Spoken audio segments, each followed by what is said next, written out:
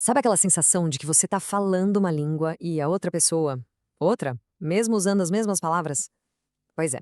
Hoje a gente vai fundo na neurociência para entender por que, às vezes, se conectar é tão difícil e o que realmente acontece dentro do nosso cérebro quando as coisas não batem. Bom, para começar a desenrolar isso, a gente parte de uma pergunta que é a chave de tudo. Por que será que algumas pessoas parecem, sei lá, sentir e perceber o mundo de um jeito tão, mas tão diferente da maioria? A resposta, olha só, está na programação do nosso cérebro. Então, para a gente desvendar esse mistério, nosso caminho hoje vai ter 5 paradas. A gente começa nas diferenças biológicas do cérebro e vai até um jeito de se relacionar com mais compaixão e entendimento. Vamos lá? Primeiro ponto, vamos dar uma olhada nos dois sistemas operacionais principais que o nosso cérebro usa para processar tudo o que acontece à nossa volta. Imagina que são dois softwares rodando na nossa cabeça. De um lado, tem o cérebro reativo. O chefe dele é a amígdala, sabe? O nosso alarme de incêndio interno, focado em defesa, em sobrevivência. Do outro lado, a gente tem o cérebro profundo, comandado pelo córtex pré-frontal, a parte mais evoluída que cuida da empatia, do planejamento. Então, enquanto um julga na velocidade da luz para proteger, o outro para, respira e tenta entender o contexto todo.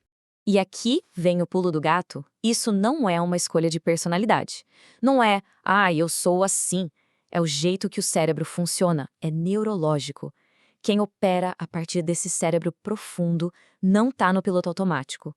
Sabe, a programação é outra. É sentir, perceber, entender o mundo num nível bem mais complexo, em vez de só sair reagindo a tudo. Beleza. Agora, o que acontece quando esses dois mundos, esses dois cérebros, batem de frente? É aí que o conflito começa a aparecer. Sabe qual é um dos rótulos mais comuns que quem funciona nesse modo profundo recebe? E que, vamos combinar, dói bastante? Nossa, que pessoa intensa. Intensa demais. Uma palavrinha que, no fundo, muitas vezes serve só para invalidar uma percepção que é totalmente genuína. E aí a coisa continua. Vem o complicada, antissocial, vão pintando um retrato de alguém difícil de lidar.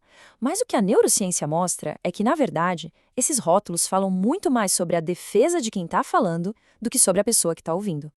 Então o ponto central é esse. Quase nunca é pessoal.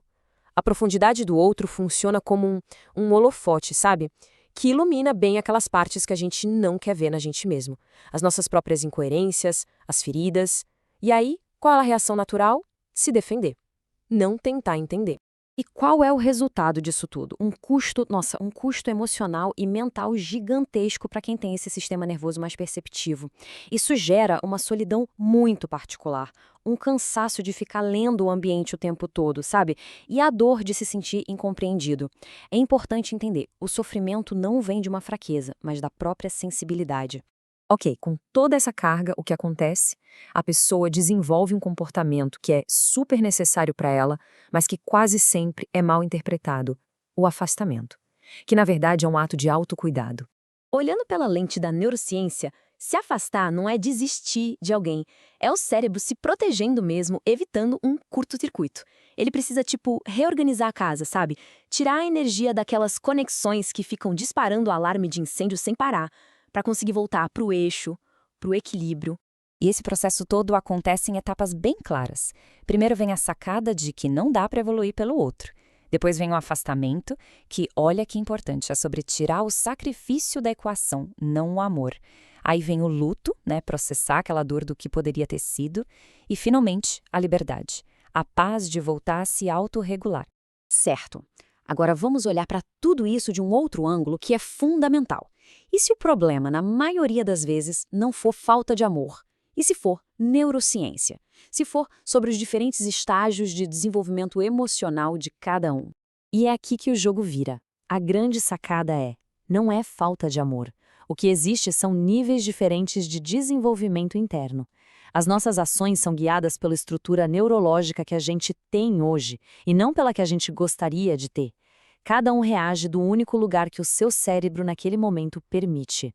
Olha só que interessante essa comparação. A gente vê um afastamento e pensa rejeição, frieza, mas a realidade neurocientífica é proteção de limites. A gente vê o silêncio e interpreta como raiva, desprezo, mas na verdade é uma fuga, não do outro, mas do desconforto que a situação causa dentro da própria pessoa. Então, o conflito nasce daí, entende? São dois cérebros operando em frequências completamente diferentes, com objetivos diferentes.